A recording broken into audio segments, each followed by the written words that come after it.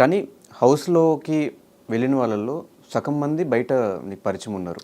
ముఖ పరిచయం ఉన్న, సీరియల్స్ చేసిన పరిచయం ఉన్నారు.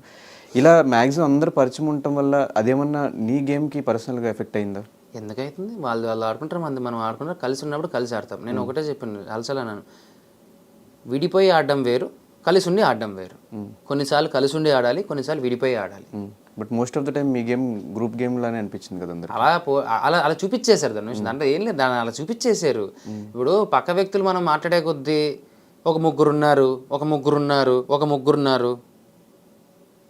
ఆ ముగ్గురు కనపడలేదా? కానీ మీరు ఒప్పేసుకుంటున్నారు కదా ప్రతిసారి. ఆయన చెప్పింది ఓకే, ప్రతిసారి అవును మేము ముగ్గురం ఆడతాము, మేము ముగ్గురం ఆడుతున్నాము. నేను అది చెప్తున్నాను, ముగ్గురం ఆడుతున్నామంటే ముగ్గురు గేమ్లో ఆడుతున్నాము, ఉన్నాము. నువ్వు ప్రతిసారి చెప్పినప్పుడు కాదన్నా అదే ఎందుకు పోరాడడం, ఎందుకు కొట్లాడడం?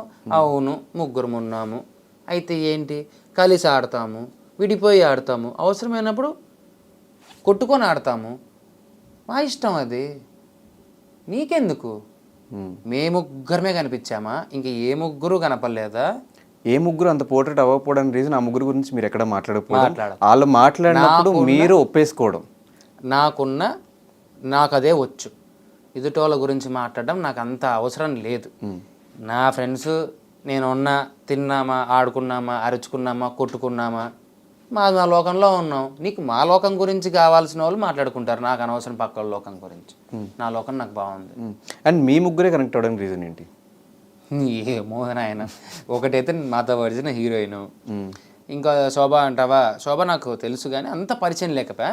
శోభాని క్యాప్టెన్ చేయకముందంత వరకు కూడా అంత ఓకే, మేము ఉన్నాం, ఓకే. మేము ఏంటంటే బయట పరిచయాలు ఉన్నాయి కాబట్టి మాట్లాడుకుంటూ ఉన్నాం, సరే ఏదో టక్కని కనెక్ట్ అయ్యాం కాబట్టి, ఒకప్పుడు పరిచయం ఉంది కాబట్టి.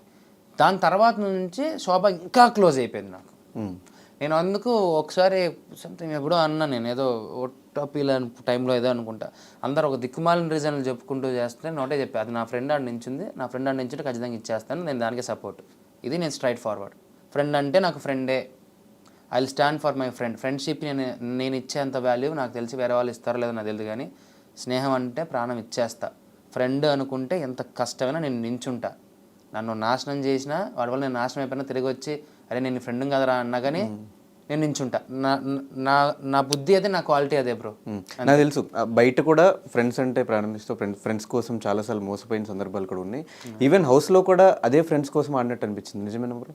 ఫ్రెండ్స్ కోసం ఎక్కడ ఆడాలని చెప్పు డార్లింగ్. ఇప్పుడు అప్పటి వరకు గేమ్స్ అని సరిగ్గా ఆడకపోయినా కూడా శోభన్ క్యాప్టెన్ చేసేటప్పుడు మొత్తం 100% ఎఫర్ట్స్ అంతా పెట్టి ఆడి గెలిచినట్టు అనిపించింది. అంటే ఒకటి తన కోసం ఆడాను, ఒప్పుకుంటా. ఒకనొక టైంలో నేను మర్చిపోయాను డార్లింగ్, నేను తన కోసం ఆడుతున్న సంగతి నేను మర్చిపోయాను. నేను కంప్లెసివ్గా అగ్రెసివ్ పీక్ స్టేజ్లో ఉండిపోయాను. నాకు ఒకనొక టైము నేను ఏం చేస్తున్నానో, ఏం గొడవ పడుతున్నాను కూడా నాకు గుర్తులేదు. నేను తర్వాత అడుగుతున్నాను శోభాని, ఏమీ అట్లా అరిచానా, ఇట్లా చేశానని, నాదే ఏమో అనుకొని చెప్పి ఆడేశాను.